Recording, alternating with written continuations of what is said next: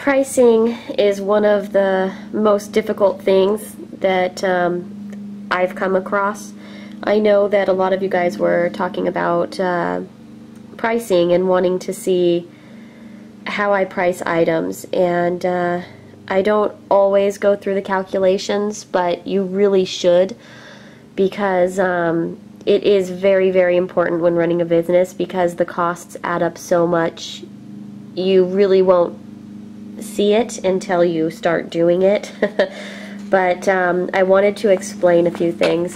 Now, your expenses, what you have to charge for, will be different depending on what your overhead is, what your, for instance, in a business, say that this is going to be your sole income and you have to depend on it.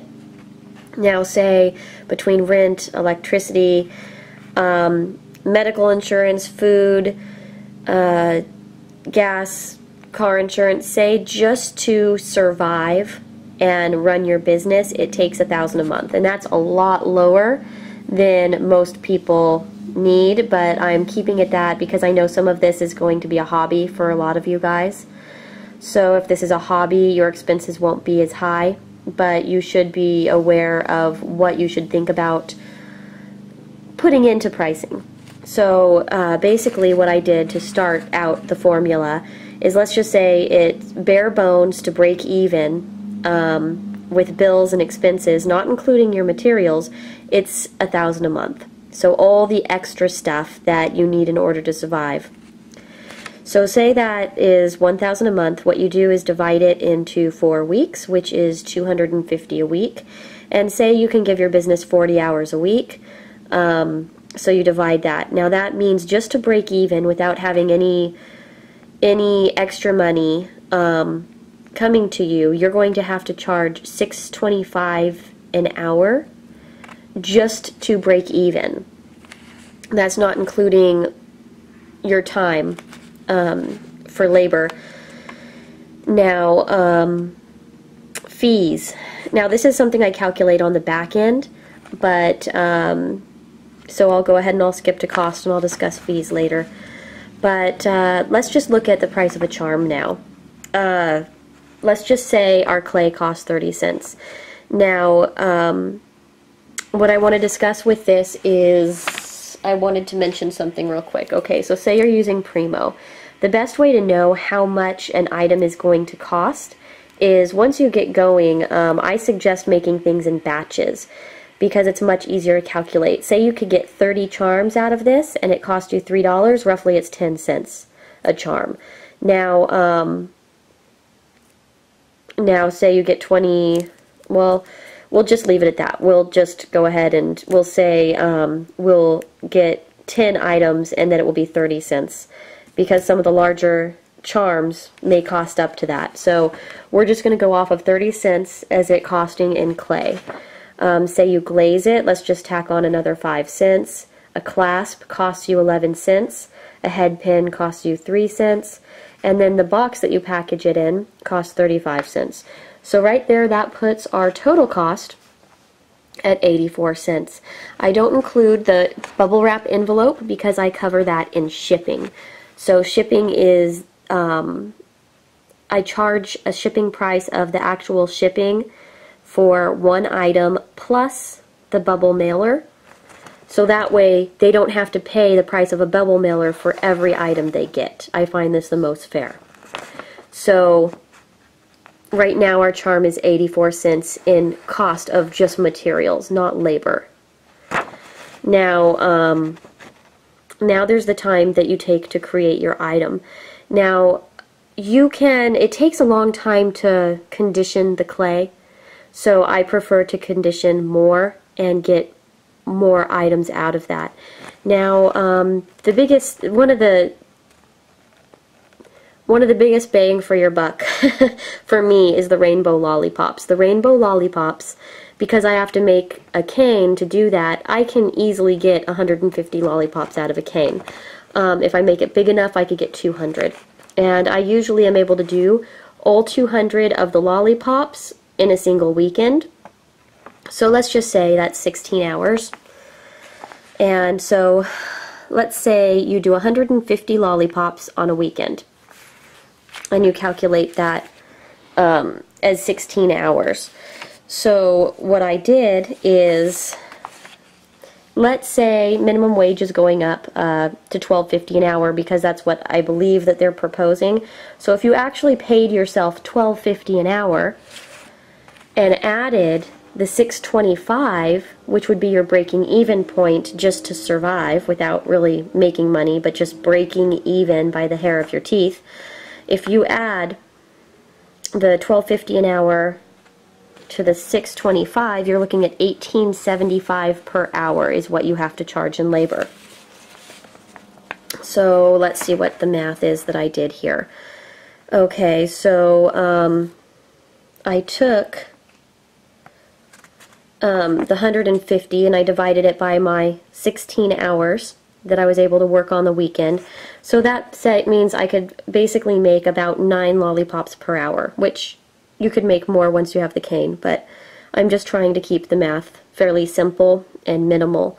So if I could make 9 in an hour, you go ahead and divide the 9 into the 1875.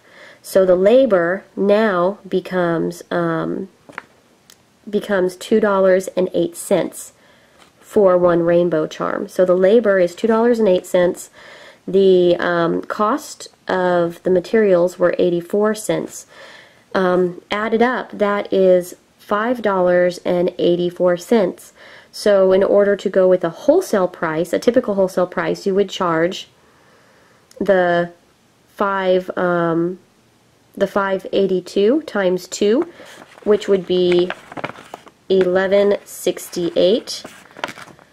And then for a full retail price, that would be a little over 22 bucks. So that would be how you would charge a retail price. Now, it doesn't take me, I could do more than 9 lollipops in an hour, but that's just basically a run through of how I do that. And as you can see, I charge $5 for my lollipops and not $22, but I really did want to give you a price, just a brief explanation of what you should really take into account pricing out. You really do need to figure out what your break-even is for running the business and add that to labor. And a lot of crafters find they cannot sell their work for as much as it's worth time-wise that they spend on it. Now, this is where it really comes in helpful to do batches of items. I find that there's no way for me to break even unless I do a batch of 30, 50, 60, 90 items. You take one way too long just to make the very first item between conditioning. So if you don't have a whole lot of overhead expenses and the outside bills are taken care of and you could feed money back into the business, you have a lot more freedom with your pricing. But when you have to actually survive on the sales you're making, you really do need to figure out all of that. And so I would take a look at how much you want to pull in for the month and divide it into weekly amounts, just to get an idea of what it is you have to be able to create and what your price point would be like. Now, just because you charge, say, $11.68 wholesale for a lollipop and $22 doesn't mean you're going to be selling that lollipop. Other things you need to look at is competition. You need to see what the market will bear. That kind of means like averaging out what the average person is paying for the items on the market already. Now, if somebody's paying $10 for that item but isn't willing to pay $20 for that item, you need to kind of keep that in mind. There are some items that you can make a lot more of that you might be able to charge a little less for as a loss leader to get people in and make up more money on other items. But also you should take into account buyer's remorse. The more somebody's going to pay for an item, the higher their expectation is going to be of it. And if it's really high, then if something goes wrong, something breaks, you lost a customer for life. They won't come back. On the other hand, if you price too cheaply, then it's going to be perceived as cheap or not high quality at all. So you have to balance it out. I would suggest looking at the prices people are paying, and that doesn't mean just going and searching the competitors on the online venues price points. It's actually seeing if they are selling items. So if they are selling a decent amount of items, you can have a pretty decent idea of, oh, okay, people are willing to pay X amount for this because they're buying it from this and this and this shop at this average price. Where you might see a shop that has one charm they're selling $50 for, and you could see they've only sold 5 items in a year, where there might be somebody who sells something for an average of $10 and might be selling 1,000 items a year, and then there might be a person on the lower price point side that might actually only sell, 150 items a year, but they're barely breaking even because they're charging $2. So that being said, I wanted to show you something that I put together that might be helpful because I wanted to cover the fees. Now the fees should be added into the price on the back end. I do see what the wholesale and retail price is. Since I charge retail on the Etsy store, you can look and see. So Etsy, if you're on Etsy, it's going to cost you 45 cents plus 6.5% if an item sells. If an item doesn't sell, you eat the 20 cents it takes to list it. Now, if you have PayPal, but you're on Etsy, then it's going to be 50 cents total if you sell the item with 6.5%, it's not really 6.5%, 6.4% for your percentage. Both of these numbers includes the payment to Etsy and the payment to PayPal. The payment with processing Etsy, this is when Etsy is accepting credit cards for your orders. So that's direct checkout. The 6.5 includes your regular listing, the regular percentage fee if you sell an item, and then the percentage fee for the credit card transaction that they're charging you for. And same thing with PayPal. This includes the Etsy overall end fee and then the PayPal fee too. So something that I put up, and you might not want to do all the math on your own on it, but I figured out, I just went ahead and said, okay, so if I priced an item at $1, the Etsy direct checkout fee would be 52 cents, where PayPal and Etsy would be 57 cents.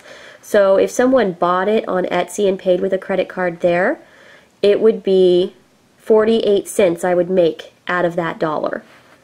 And then with PayPal, if they bought it from Etsy but paid with PayPal, it would be 43 cents I'd be making. And then I went ahead and I just did every dollar up so you can see. And obviously when it's, $1, $2, $3, those original transaction fees without the percentages really eat into you. So if you charge $2 for an item, you're making anywhere from $1.37 to $1.42. So you should go ahead and try to make yourself some sort of a list like this if you are thinking about listing on Etsy, just so you know actually what you come out with. If I charge $10 for something, then I'd be making $8.90 or $8.86. So you can literally see this as a guide when you're pricing, so that way if you didn't want to swallow the fee or you're trying to sell wholesale already, you could tack on the additional charges so you don't eat the charges that it costs. And the Etsy PayPal fees, I just consider them like rent. You don't have a storefront location, so I just consider it rent pretty much, and it's just a cost of doing business. But I literally brought it all the way up down to like $90. And so out of $90, you'd keep $82.70 or $82.74. So So it literally, you know, this helps out just so you have an idea of what you're actually making. Because I think a lot of people are willing to lower their prices when people ask, and you should really resist that. I'll try to talk more in detail soon, guys. Bye.